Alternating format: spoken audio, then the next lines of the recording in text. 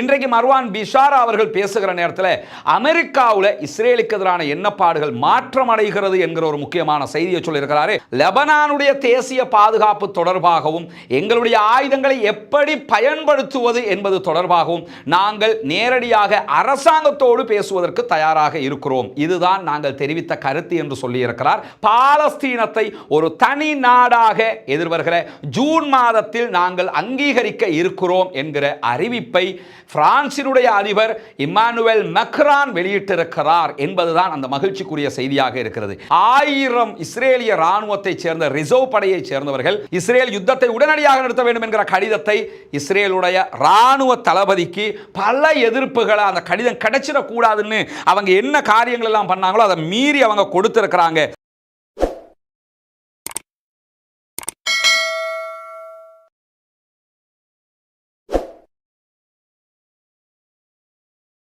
அஸ்ஸலாமு அலைக்கும் வரஹ்மத்துல்லாஹி வபரகாத்துஹு. பேரன்பிற்கினிய சகோதர சகோதரிகளே, நம் அனைவர் மீதும் ஏக இறைவனுடைய அமைதியும் கருணையும் உண்டாகட்டுமாக என்கிற உயரிய பிரார்த்தனைகளோடு 552வது நாளாக காசாவிலும் காசாவையொட்டிய பாலஸ்தீன பெருநில பரப்பிலும் என்னவெல்லாம் நடக்கிறது என்கிற செய்திகளைத்தான் இன்றைக்கும் நாம் பார்க்க இருக்கிறோம். காசாவிலே இஸ்ரேலிய ஆக்கிரமிப்பு யுத்தம் ஆரம்பிக்கப்பட்டு 552 நாட்களை இன்றோடு தாண்டுகிற இதே நேரத்தில் இன்றைக்கும் பாலஸ்தீனத்தினுடைய வெஸ்ட் பேங்க் பகுதிகளில் இருக்கக்கூடிய பலாதா அகதிகள் முகாமை சுற்றி வளைத்து தாக்குதல்களை நடத்தி கொண்டிருக்கிறது இஸ்ரேலிய ஆக்கிரமிப்பு ராணுவம் என்கிற செய்திகள் வெளியாகி இருக்கக்கூடிய அதே நேரத்தில் காசாவுக்குள் இருக்கக்கூடிய சுஜாயியா பகுதிகளில் இஸ்ரேலிய ஆக்கிரமிப்பு ராணுவம் பயங்கரமான தாக்குதல்களை முன்னெடுத்து வருகிறது. இதுவரைக்கும் 19 சகோதரர்கள் அங்கே கொல்லப்பட்டு ஷஹீதாகி இருக்கக்கூடிய செய்திகள் வெளியாகி இருக்கிறார். அதே நேரம் அல் ஜசீராவினுடைய பிரபல பத்திரிகையாளர் ஒருவர் கொல்லப்பட்டிருக்கிறார், ஷஹீதாகி இருக்கிறார் என்கிற செய்திகளும் வெளியாகி இருக்கிறது. அதே நேரத்தில் 42க்கு மேற்பட்டவர்கள் படுகாயம் அடைந்திருக்கிறார்கள் என்கிற செய்திகளும் இன்றைக்கு பதிவாகி இருக்கிறது. இந்த நிலையில் அல் ஜசீராவினுடைய மிக முக்கியமான சர்வதேச ஆய்வாளராக இருக்கக்கூடிய மர்வான் பிஷாரா அவர்கள் இது தொடர்பாக ஒரு முக்கியமான கருத்தை இன்றைக்கு வெளியிட்டிருக்கிறார். அதில் அவர் பேசுகிற நேரத்தில் இஸ்ரேல் காசாவுக்குள் நடத்தி வரக்கூடிய தற்போதைய தாக்குதல்கள் தொடர்பான ஒரு வாதத்தை அவர் முன்வைத்திருக்கிறார். அந்த வாதத்தை அவர் சொல்லும் போது இந்த தாக்குதல்கள் எல்லாம் இண்டஸ்ட்ரியல் ஸ்கேல் கில்லிங், இந்த தாக்குதல்கள் தொழில்துறை ரீதியிலான தாக்குதல்கள் என்று அவர் வர்ணித்திருக்கிறார். அவர் சொல்லும் போது என்ன சொல்றாருன்னு கேட்டா, இந்த தாக்குதல்கள் இதற்கு முன்பதாக நடந்த தாக்குதல்களை விட வித்தியாசமானதாக இருக்கிறது. இந்த தாக்குதல்களில் எவ்விதமான உணர்ச்சிகளும் இல்லை, கொன்று குவிக்க வேண்டும் என்பது மட்டும்தான் அவர்களுடைய எண்ணமாக இருக்கிறது. எந்த விதமான கணக்கீடுகளும் இதிலே இல்லை, எத்தனை பேரை வேணும்னாலும் கொள்ளுங்க என்கிற ரீதியில தான் இந்த தாக்குதல்கள் நடத்தப்படுகிறது. அதே போன்று இராணுவ இலக்குகள் எதுவுமே இதிலே இல்லை. இராணுவ ரீதியிலாக நாங்கள் இந்த இடத்துல பயங்கரவாதிகள் இருக்கிறார்கள், இந்த இடத்துல அவங்க இருக்கிறாங்க என்று இலக்கு வைத்துத்தான் ராணுவம் தாக்குதல் நடத்த வேண்டும். அப்படி எந்த தாக்குதல்களையும் அவர்கள் நடத்தவில்லை. எந்த இடத்தில் வேண்டுமானாலும் யார் மீது வேண்டுமென்றாலும் நீங்கள் எப்படியான தாக்குதல்களையும் நடத்தலாம் என்று சொல்லி இஸ்ரேலிய ஆக்கிரமிப்பு ராணுவத்திற்கு இண்டஸ்ட்ரியல் ஸ்கேல் கில்லிங் என்கிற வகையில் தொழில்துறை ரீதியிலான ஒரு கொலை திட்டம் தான் தற்போது வழங்கப்பட்டிருக்கிறது என்கிற செய்திகளை இன்றைக்கு அல் ஜசீராவினுடைய மூத்த பத்திரிகையாளரும் ஆய்வாளருமாக இருக்கக்கூடிய மர்வான் பிஷாரா அவர்கள் சொல்லியிருக்கிறார்கள். உண்மையும் அதுதான். அங்கு நடக்கக்கூடிய யுத்தம் அல்ல, தொழில் ரீதியிலான தாக்குதல் என்பதை உணர முடிகிறது. அதே நேரம் இன்றைக்கு மர்வான் பிஷாரா அவர்கள் பேசுகிற நேரத்தில் அமெரிக்காவில் இஸ்ரேலுக்கு எதிரான எண்ணப்பாடுகள் மாற்றம் அடைகிறது என்கிற ஒரு முக்கியமான செய்தியை சொல்லியிருக்கிறாரு. அமெரிக்க மக்கள் இஸ்ரேலை வெறுக்க ஆரம்பித்திருக்கிறார்கள், அமெரிக்க மக்கள் இஸ்ரேலை புறக்கணிக்க ஆரம்பித்திருக்கிறார்கள். அது தற்போது நடந்து வரக்கூடிய செயல்பாடுகளில் இருந்து நாம் மிக தெளிவாக புரிந்து கொள்ள முடிகிறது. ஆனாலும் அரசாங்கங்கள் செயலற்றதாக இருக்கிறது என்கிற செய்தியை மர்வான் பிஷாரா அவர்கள் மிக தெளிவாக சொல்லி இருக்கிறார்கள். இந்த நிலையில தான் நேற்றைய நம்முடைய வீடியோவில் ஒரு செய்தியை சொல்லியிருந்தோம். பாலஸ்தீனத்திற்கு ஆதரவாக லெபனானிய மக்களுக்காக போராடுவதாக சொல்லக்கூடிய ஈரானுடைய ஆதரவு பெற்ற போராட்ட குழுவாக இருக்கிற ஹெஸ்புல்லாக்கள் தொடர்பான செய்தி. ஹெஸ்புல்லாக்கள் ஆயுதத்தை களைவதற்கு தயாராக இருக்கிறார்கள் என்று சொல்லி வெஸ்ட் மீடியாக்கள் ஒரு செய்தியை சொல்லியிருந்தன. ராய்ட்டருடைய செய்தியை மேற்கோள் காட்டி அல் ஜசீராவும் செய்தி வெளியிட்டிருந்த நிலையில் இன்றைக்கு ஹெஸ்புல்லாக்களுடைய மூத்த தலைவர் ஒருவர் இது தொடர்பான கருத்துக்களை சொல்லியிருக்கிறார். அதிலே மிக தெளிவாக கிறிஸ்டல் கிளியராக அவர் சொல்லியிருக்கக்கூடிய செய்தி என்னன்னு கேட்டால், லெபனானுடைய தேசிய பாதுகாப்பு தொடர்பாகவும் எங்களுடைய ஆயுதங்களை எப்படி பயன்படுத்துவது என்பது தொடர்பாகவும் நாங்கள் நேரடியாக அரசாங்கத்தோடு பேசுவதற்கு தயாராக இருக்கிறோம். இதுதான் நாங்கள் தெரிவித்த கருத்து என்று சொல்லியிருக்கிறார். அதுவும் எப்பொழுது அரசாங்கத்தோடு பேசுவோம் என்று சொன்னால், லெபனானை ஒட்டி இருக்கக்கூடிய லெபனானுடைய பகுதிகளை 1967களுக்கு பிறகுல இருந்து 5 மலைகள் இருக்கக்கூடிய பகுதிகளை இஸ்ரேல் கைப்பற்றி வைத்திருக்கிறது. இந்த பகுதிகளில் இருந்து இஸ்ரேல் வெளியேறினால் நாங்கள் லெபனானுடைய அரசாங்கத்தோடு பேச்சுவார்த்தை நடத்த தயாராக இருக்கிறோம். எங்களுடைய பேச்சுவார்த்தை லெபனான் கவர்மெண்டோட தவிர இஸ்ரேலோடு கிடையாது. ஆனால் அந்த பேச்சை நடத்துறதா இருந்தா கூட இஸ்ரேல் 5 இடங்கள்ல இருந்து வெளியே சென்று விடும். இந்த இடங்கள் எல்லாம் இப்ப பிடிச்ச இடங்கள் கிடையாது, 1967களுக்கு பிறகு பிடிச்ச இடங்கள். அந்த இடங்கள்ல இருந்து இஸ்ரேல் வெளியேறினால் நாங்கள் ஆயுதம் தொடர்பாக அதை எப்படி பயன்படுத்துவது என்பது தொடர்பாக பேச்சுக்களை நடத்துவதற்கு தயாராக இருக்கிறோம் என்பதுதான் அவர்கள் வெளியிட்டிருக்கக்கூடிய மிக தெளிவான அறிக்கையாக இருக்கிறது. எனவே அவர்கள் ஆயுதங்களை மௌனிக்க செய்வது தொடர்பான எந்த செய்திகளையும் வெளியிடவில்லை என்பதையும் நம்ம புரிந்து கொள்ள முடிகிறது. அதே நேரம் இன்றைய நாள் ஒரு மிக முக்கியமான மகிழ்ச்சியான ஒரு செய்தி வெளியாகி இருக்கிறது. என்ன செய்தி என்று சொன்னால், பாலஸ்தீனத்தை ஒரு தனி நாடாக எதிர்வருகிற ஜூன் மாதத்தில் நாங்கள் அங்கீகரிக்க இருக்கிறோம் என்கிற அறிவிப்பை பிரான்சினுடைய அதிபர் இம்மானுவேல் மெக்ரான் வெளியிட்டிருக்கிறார் என்பதுதான் அந்த மகிழ்ச்சிக்குரிய செய்தியாக இருக்கிறது. இம்மானுவேல் மெக்ரான் அவர்களுடைய நடவடிக்கையை பொறுத்தவரையில் கடந்த காலங்களை ஒப்பிட்டு பார்க்கும்போது நம்மால் தாங்கிக் கொள்ள முடியாத பல நடவடிக்கைகளை செய்திருக்கிறார் என்றால் அதில் எந்த மாற்றமும் இல்லை. ஏன்னா இம்மானுவேல் மெக்ரான் இந்த யுத்தம் ஆரம்பித்ததோடு என்ன நினைச்சாருன்னா, இஸ்ரேலை ஆதரிக்க வேண்டும் என்றுதான் நினைத்தார். உடனடியாக அப்போதைய அமெரிக்க அதிபர் ஜோ பைடன் உடனே இஸ்ரேலுக்கு வந்தார். அக்டோபர் 7ஆம் தேதிக்கு பிறகு அதே போன்று அன்றைய யூகேனுடைய பிரதமராக இருந்த ரிஷி சுனக் உடனடியாக வந்தார். இப்ப எல்லாமே ஆட்சி மாற்றங்கள் நடந்திருக்கிறது.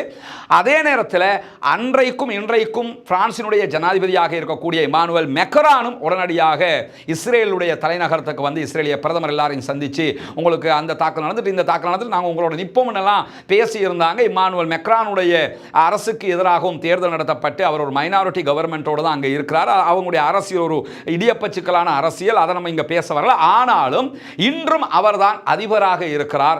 அவர் அதிபராக இருக்கிற நேரத்தில் இந்த தீர்மானத்தை அவர் கொண்டு வர இருக்கிறார். நமக்கு தெரியும், 2 நாட்களாக அவர் ஜோர்தானுக்கும் அதே நேரத்தில் எகிப்துக்கும் பயணம் மேற்கொண்டிருக்கிறார்.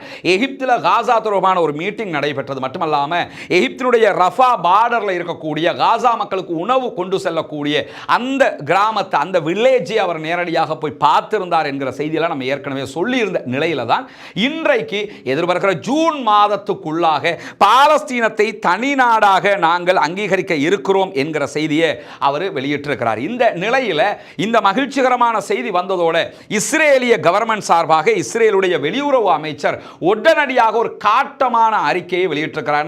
இந்த எங்க ஊர்ல என்ன சொல்லுவாங்கன்னா, சாரப்பாம்புட மேல மண்ணெண்ணெயை கொளுத்தி விட்டா எப்படி இருக்கும் அந்த மாதிரி சொல்லுவாங்க. உடனே அது சொரிச்சல் தாங்காம பதறிக்கிட்டு இருக்கும்பாங்க. அந்த மாதிரி இப்ப இஸ்ரேலுக்கு இன்றைக்கு 2 சொரிச்சல்கள் உண்டாகி இருக்கிறது. அதுல மிகப்பெரிய சொரிச்சல் இம்மானுவேல் மெக்ரானுடைய இந்த அறிவிப்பு. அதை விட மிகப்பெரிய இன்னொரு சொரிச்சல் இருக்கு, அதை பின்னாடி நம்ம பார்ப்போம். இந்த இம்மானுவேல் மெக்ரான் அவர்களுடைய அறிவிப்பை தொடர்ந்து கருத்து சொல்லியிருக்கக்கூடிய இஸ்ரேலிய வெளியுறவு அமைச்சர் என்ன சொல்றாருன்னு கேட்டா, பாலஸ்தீனத்தை ஒரு தனி நாடாக இஸ்ரேல் அங்கீகாரம் கொடுப்பது என்பது பயங்கரவாதத்திற்கு பரிசளிப்பதற்கு நிகரானது.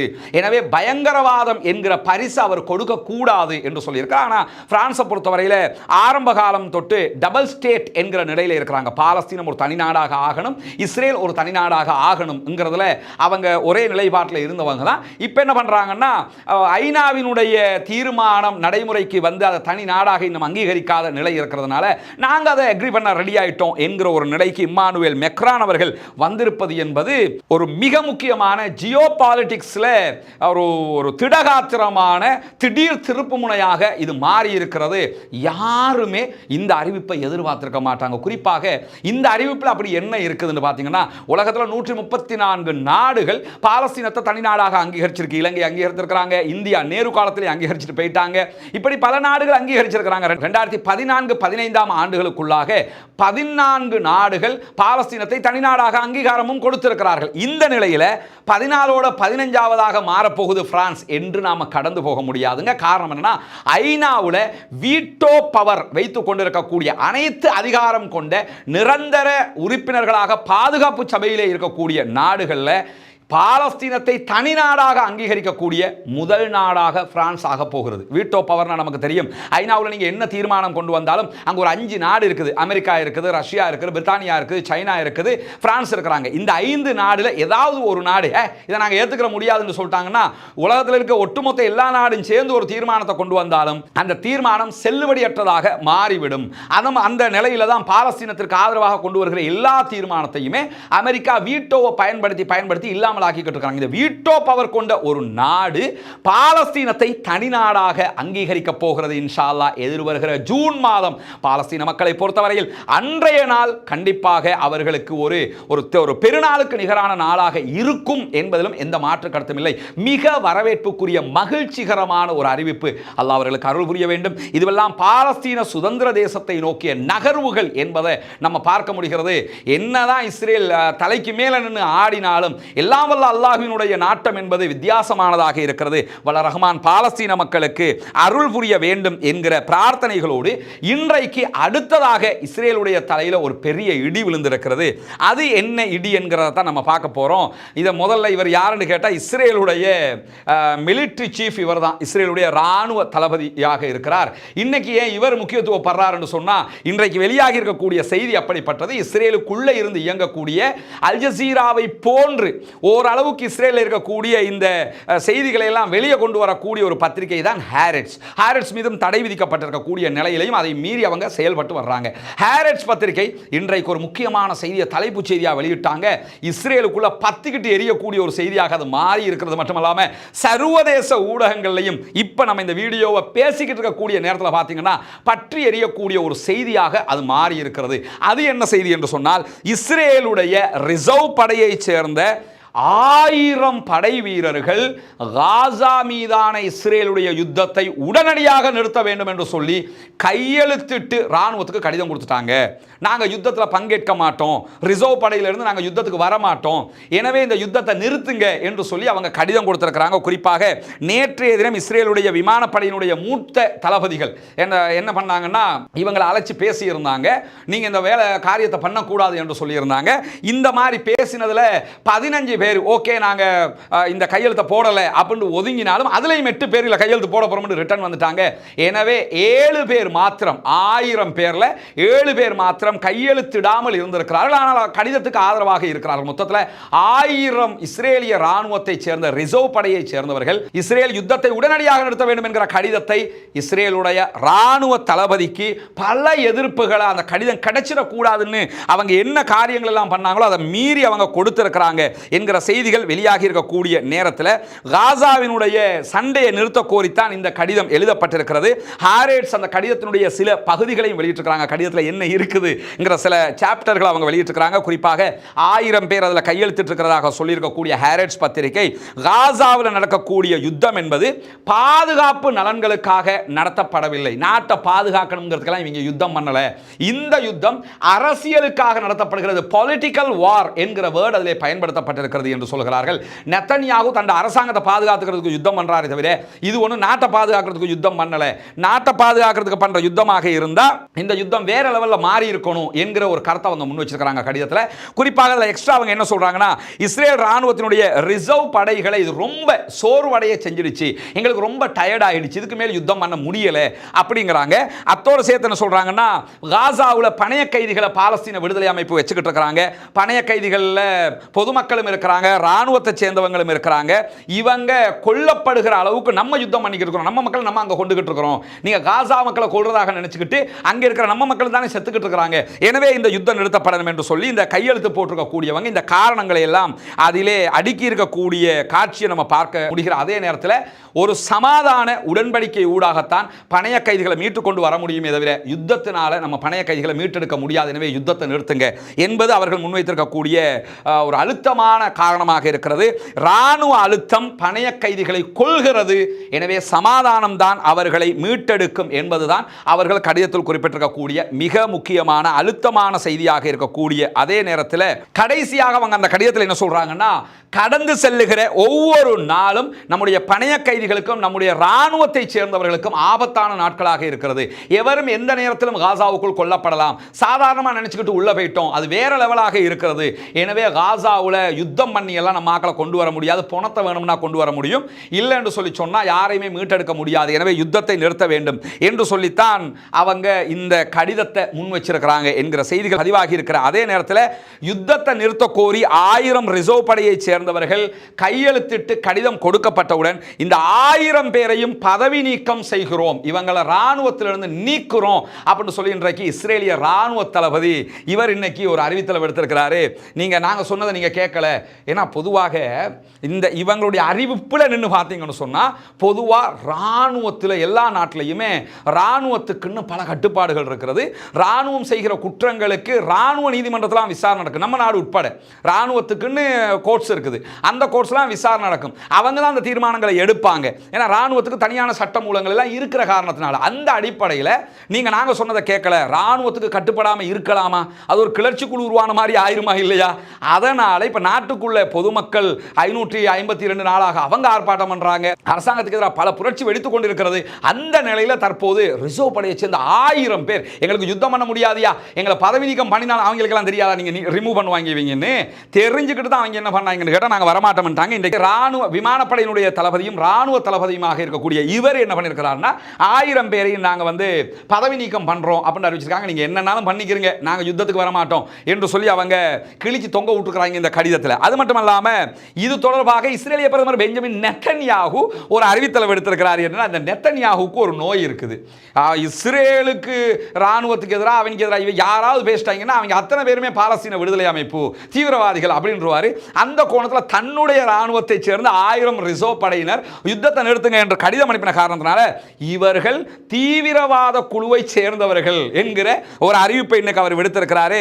எனவே இவங்க மேல நடவடிக்கை எடுக்கணும் எல்லாம் அவர் சொல்லியிருக்கக்கூடிய நிலையில தான் இந்த கடிதம் இஸ்ரேலுக்குள்ள பெரும் பரபரப்பாக மாறி இருக்கிறது. தொடர்ந்து பெஞ்சமின் நெத்தன்யாகு சொல்லும்போது இந்த கடிதத்தில் கையெழுத்திட்டு இருக்கவங்க யாருன்னு சொன்னா இஸ்ரேலுடைய சமூகத்தை, இஸ்ரேலிய மக்களை நாட்டுக்குள்ள இருந்தே உடைப்பதற்கு முயற்சிக்கக்கூடிய ஒரு தீவிரவாத குழுவினர் அப்படின்னு சொல்லி ஒரு கடுமையான ஒரு அறிக்கையை வெளியிட்டிருக்கிறது. மட்டுமல்லாம இந்த சப்தமிடக்கூடிய யுத்தத்தை நிறுத்துங்க என்று சொல்லக்கூடிய இந்த குழு அரசாங்கத்தை கவிழ்க்கிறதுக்கு திட்டமிடக்கூடிய ஒரு குழு அப்படின்னு சொல்லியிருக்கிறாரு.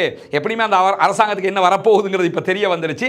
ராணுவத்துக்குள்ளேயே கிளர்ச்சி வெடிக்க ஆரம்பித்திருக்கிறது, இஸ்ரேல் ஆட்டம் உச்சமாக காண ஆரம்பித்திருக்கிறது என்பது மிக தெளிவாக தெரியக்கூடிய நேரத்தில் இன்றைய தினம் பாலஸ்தீன விடுதலை அமைப்பு என்ன பண்ணியிருக்கிறாங்கன்னு சொன்னா யூகேல ஒரு வழக்கு தாக்கல் பண்ணியிருக்கிறாங்க. அந்த வழக்கு தொடர்பான செய்தி இன்றைக்கு வெளியாக இருக்கிறது. குறிப்பாக இங்கிலாந்து நீதிமன்றத்தில் பாலஸ்தீன விடுதலை அமைப்பினுடைய மூத்த அதிகாரி மௌசா அபு மர்சூக் தலைமையில் ஒரு வழக்கு தாக்கல் செய்யப்பட்டிருக்கிறது. அந்த வழக்கில் பாலஸ்தீன விடுதலை அமைப்பை ஒரு பயங்கரவாத குழுவாக நீங்க கருதி இருக்கிறீங்க, உங்க நாடு முடிவெடுத்திருக்கிறது, எனவே பயங்கரவாத குழு என்கிற பட்டியலில் இருந்து பாலஸ்தீன விடுதலை அமைப்பினுடைய பேரை நீங்க நீக்கணும் என்கிறது தான் அந்த வழக்கினுடைய சாராம்சமாக இருக்கிறது. குறிப்பாக மர்சூக் அவர்கள் பாலஸ்தீன விடுதலை அமைப்பு தொடர்பாக பதிவு செய்திருக்கக்கூடிய வழக்கில் என்ன சொல்றாருன்னா, பாலஸ்தீன விடுதலை அமைப்பு என்பது பாலஸ்தீன இஸ்லாமிய விடுதலைக்காக போராடக்கூடிய அமைப்பு, அதே நேரத்தில் ஜியோனிச எதிர்ப்பு அமைப்பு, அதனுடைய குறிக்கோள் பாலஸ்தீனத்தை விடுவித்து ஜியோனிசத்தினுடைய திட்டங்களை எதிர்கொள்வது மட்டுமே தவிர நாங்கள் பயங்கரவாதிகளும் அல்ல, பயங்கரவாதத்தில் ஈடுபடுகிறவர்களும் அல்ல என்கிற செய்திகளையும் அந்த மனுவில் அந்த வழக்கில் அவங்க யூகேல பதிவு செய்திருக்கக்கூடிய செய்தியில சொல்லி இருக்கிறாங்கிறத நம்ம பார்க்க முடிகிற அதே நேரத்தில் இந்த வழக்கில் யாரெல்லாம் சம்பந்தப்படுறாங்கன்னு சொன்னா சர்வதேச நீதிமன்றத்தினுடைய முன்னாள் தற்காலிக நீதிபதியாக செயல்பட்ட ஜான் டுகார் என்கிறவரோட 20 சட்ட அறிஞர்களை உள்ளடக்கிய ஒரு சட்டக்குழு தான் பாலஸ்தீன விடுதலை அமைப்பு சார்பாக இங்கிலாந்தில் இந்த வழக்கை பதிவு பண்ணியிருக்கிறாங்க. அது மட்டும் இல்லாமல் 100 பக்கங்களுக்கு மேலே இந்த வழக்கினுடைய சாராம்சம் இருக்கிறது என்கிற செய்திகள் வெளியாகி இருக்கிறது. இந்த வழக்கை தாக்கல் செய்திருக்கக்கூடிய அமைப்பு என்ன பண்ணியிருக்கிறாங்கன்னா, அன்பிற்கினிய சகோதர சகோதரிகளே, நமக்கெல்லாம் தெரியும் புனிதமிக்க ரமலானுடைய மாதத்தில் நம்ம வெளியிட்டு வந்த ஒரு அறிவிப்பு தான் பொத்துவில் பகுதிகளில் இலங்கையினுடைய கிழக்கு மாகாணத்தின் முதன்மை ஊராக இருக்கக்கூடிய அந்த ஊரில் ஒரு வீடு இல்லாத சகோதரர்களுக்கான 14 வீடுகளை அமைக்கிற திட்டத்தை நம்ம ஆரம்பிச்சிருக்கிறோம். அதற்குரிய பணிகள் மிக மும்முரமாக நடைபெற்று வருகிறது. அதனுடைய காட்சிகளை நீங்கள் பார்ப்பீங்க. வீடுகள், ஒரு வீடு முழுமையாக கம்ப்ளீட் ஆகிற ஒரு நிலைக்கு வந்திருக்கு, 2வது வீடும் நெருக்கமாக முடிப்பதற்கு நெருக்கமாக வந்திருக்கிறோம், 3வது வீடு கட்டப்பட்டு கொண்டிருக்கிறது, 4வது வீட்டுக்கான ஆரம்ப பணிகளும் ஆரம்பிக்கப்பட்டு விட்டது. எனவே முதல் கட்டமாக 5 வீடுகளை முடிப்பதற்குரிய ஏற்பாடுகளில் மும்முரமாக நம்ம செயல்பட்டு வர்றோம். இதெல்லாமே உங்களுடைய ஜகாத்து மற்றும் சதகா நிதிகளை கொண்டுதான் செயல்படுத்தப்பட்டு வருகிறது என்பது உங்களுக்கு தெரியும்.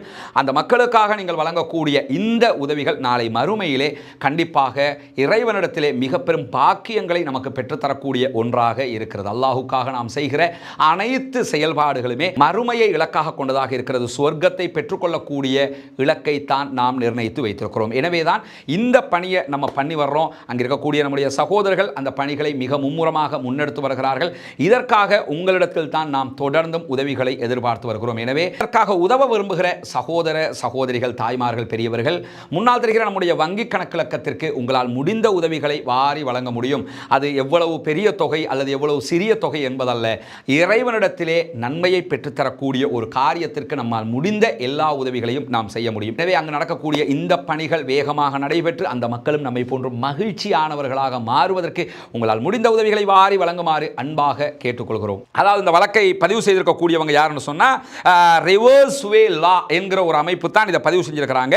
அவங்க பதிவு செய்திருக்கக்கூடிய செய்தியில் என்ன சொல்றாங்கன்னா, எக்ஸ்ல பதிவிட்டிருக்கிறார்கள், பாலஸ்தீன விடுதலை அமைப்பினுடைய செயல்பாடுகள் யூகே இங்கிலாந்தை பொறுத்தவரையில் பயங்கரவாதம் என்ற வரையறைக்குள் வரக்கூடும், இல்லாம இல்லைங்கிறாங்க. நீங்கள் பாலஸ்தீன விடுதலை அமைப்பை பயங்கரவாத அமைப்புங்கிறீங்க, அவங்க செய்கிற வேலைகளை வச்சு தான் அதை சொல்கிறீங்க. உங்கள் பார்வையில் அது வரக்கூடும், இல்லைன்னு நாங்கள் மறுக்கலை. ஆனாலும் இதே வேலையைத்தான் இஸ்ரேல் செய்து கொண்டிருக்கிறது. அப்போ இஸ்ரேலுடைய இராணுவமும் பயங்கரவாத குழு என்று நீங்கள் பட்டியலில் சேர்க்கப்பட வேண்டும். உக்ரைனுடைய இராணுவம் ரஷ்யாவில் இதைத்தான் பண்ணுறாங்க, ரஷ்ய இராணுவம் உக்ரைனில் இதைத்தான் பண்ணுறாங்க. எல்லாத்தையும் தாண்டி உக்ரைனில் நடக்கக்கூடிய வாரில் பிரித்தானியாவினுடைய இராணுவமும் பங்கேற்றிருக்கிறது.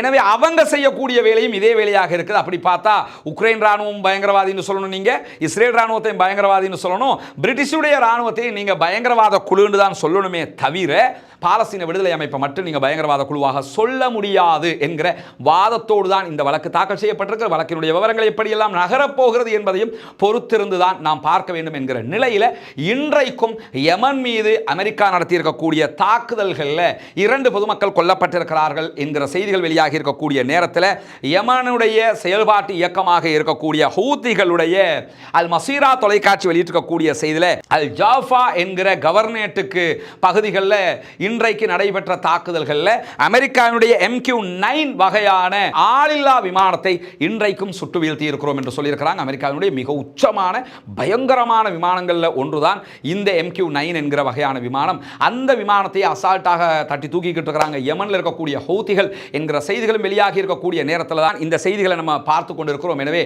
பாலஸ்தீனம் தொடர்பாக இன்றைக்கு வந்திருக்கக்கூடிய செய்திகள், இஸ்ரேலுக்குள்ளே என்ன நடக்கிறது என்கிற செய்திகள் எல்லாம் மகிழ்ச்சிகரமான செய்திகளாக இருக்கிறது. பாலஸ்தீனம் தனிநாடாக வெற்றி பெற வேண்டும், பாலஸ்தீன மக்கள் சுதந்திரம் அடைய வேண்டும், பாலஸ்தீன மக்களும் நம்மை போன்ற நிம்மதியானவர்களாக மாற வேண்டும் என்பதுதான் நாம் இறைவனிடத்தில் முன்வைக்கக்கூடிய உயரிய பிரார்த்தனையாக இருக்கிறது. பாலஸ்தீன மக்களுக்காக பிரார்த்தனை செய்ய மறந்து விடாதீர்கள் சகோதரர்களே. பாலஸ்தீன மக்களுக்காக ஜனநாயக ரீதியாக குரல் எழுப்புவோமாக. பயங்கரவாதம் தோற்கட்டும், தீவிரவாதம் அழியட்டும், தனி மனித உயிர்கள் மட்டுமல்ல ஒரு சமூகமான உயிர்களும் பாதுகாக்கப்பட வேண்டும். உயிர்கள் புனிதமானவைகள். திருமறை குர்ஆனுடைய வாதத்தின் பிரகாரம் ஒரு உயிரை கொலை செய்தவன் முழு சமூகத்தையுமே கொலை செய்தவனாகவான், ஒரு உயிரை வாழ வைத்தவன் முழு மனித சமூகத்தையுமே வாழ வைத்தவனாவான் என்று குர்ஆன் பேசுகிறது. எனவே ஆயுதங்களை கைவிடுவோம், அமைதியை கையில் எடுப்போம், அனைவரும் நலமாக இருப்போம், பாலஸ்தீன மக்களுக்காக ஜனநாயக ரீதியாக குரல் எழுப்புவோமாக. வாஹ்ரு தஅவானா அல்ஹம்துலில்லாஹி ரப்பில் ஆலமீன்.